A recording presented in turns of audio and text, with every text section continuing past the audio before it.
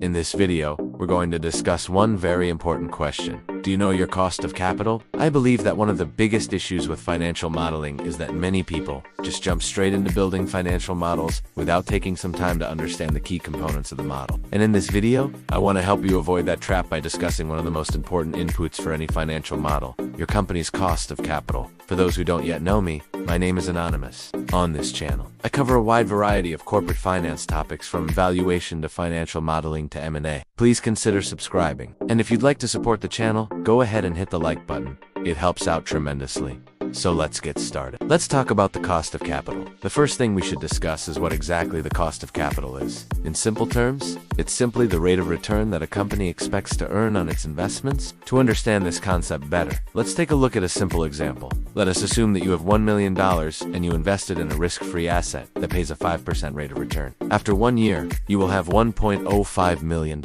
Notice how much more money you have now than when you initially invested. This is the power of compounding, and the rate of return you earned was 5%. The same thing applies to companies. However, instead of investing $1 million, they can choose to invest millions or even billions of dollars. And instead of earning a guaranteed 5% rate of return, they'll be aiming for a target rate of return, which will reflect the riskiness of their investments. So why is understanding your cost of capital so important? Well, think of the cost of capital as the bar that your company must surpass with every investment it makes. For example, let's say that your company has a cost of capital of 10%. This means that if you invest $1 million in a project that generates an 8% rate of return, you wouldn't pursue the investment because it falls short of the company's minimum hurdle rate, which is 10%. Only projects with returns greater than 10% would be pursued. Therefore, you can see that the cost of capital plays an important role in capital budgeting decisions. Now that we've discussed the importance of the cost of capital, let's go over the different types of capital a company can raise. There are two main categories: debt and equity. Debt financing refers to any type of loan a company takes out, such as a bank loan or bonds. Equity financing, on the other hand, involves selling ownership in the company through the issuance of shares. Each type of financing comes with its own cost, which is essentially the price the company pays to obtain the funds. The cost of debt is relatively straightforward to calculate. It's simply the interest rate the company pays on its outstanding debt. For example, if a company has a $1 million loan with an interest rate of 6%, then the cost of debt would be 6%. The calculation is just interest expense divided by total debt. However, there are a few things to keep in mind here. First, interest rates can fluctuate depending on market conditions. Second, companies may have different types of debt with varying interest rates. Therefore, when calculating the cost of debt, it's important to consider the weighted average interest rate, which takes into account the company's outstanding debt and their respective interest rates. On the other hand, the cost of equity is a bit more complex to calculate. Unlike the cost of debt, the cost of equity is not directly observable. It is not something you can find in the company as financial statements or by looking up their financing agreements. Instead, it must be calculated using either the CAPM or dividend discount model. We'll discuss both of these methods in this video, but for those who are only interested in the calculation, feel free to skip ahead to this timestamp. So let's start with the capital asset pricing model, or CAP.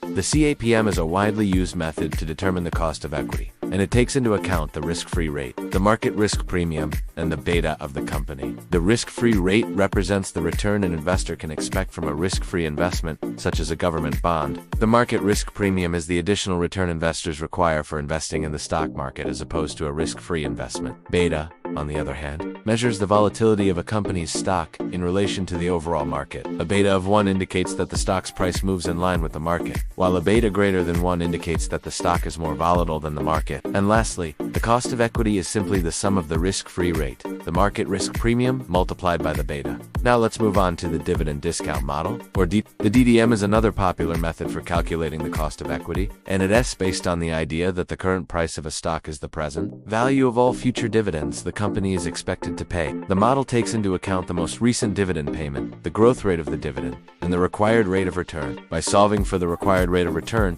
we can estimate the cost of equity. Now I know the math behind these calculations can be a bit intimidating, but luckily you do. You want to need to be a math wizard to make sure you get the right numbers. There are plenty of online tools and financial calculators that can do the heavy lifting for you. Once you have the cost of debt and the cost of equity, you can then calculate the weighted average cost of capital, which is simply a weighted average of the two. The weights represent the proportion of each type of financing in the company's capital structure. For example, if 40% of a company's capital is financed with debt and 60% is financed with equity, then the WACC would be calculated as follows. Take the cost of debt, multiply it by 40%. Add the cost of equity multiplied by 60%, and then add them together. So let us take a look at a simple example to see how all of these concepts come together. Assume that we have a company that has a debt-to-equity ratio of 20%, meaning that 20% of the company's capital is financed with debt and 80% is financed with equity. The company has an outstanding debt of $100 million and an interest rate of 5%. Additionally, the company's beta is 1.2 and the market risk premium is 6%. The risk-free rate is set at 3% and the most recent dividend payment is $2 per share. The dividend growth rate is projected to be 8% and the current share price is $50.